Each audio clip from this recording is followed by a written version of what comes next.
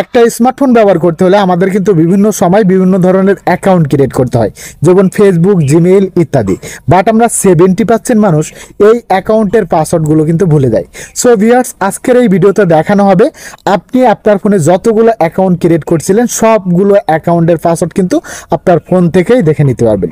কিভাবে, চলুন সেটাই আজকের এই ভিডিওতে আমি আপনাদেরকে ইন ডিটেলসে দেখিয়ে দিচ্ছি। তো শুরুতে আপনাদের ফোনে সেটিংসে চলে এসে এখান থেকে এই গুগল অপশনটা খুঁজে বের করে নিয়ে এই গুগল অপশনের উপরে ট্যাপ করে দিবেন।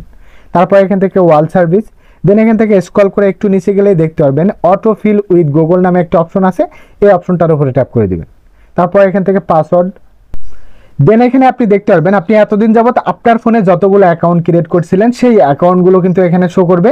আর এইখান থেকে কিন্তু আপনি আপনার যতগুলো অ্যাকাউন্ট আছে সব অ্যাকাউন্টের পাসওয়ার্ডগুলো কিন্তু খুব সহজেই পেয়ে যাবেন।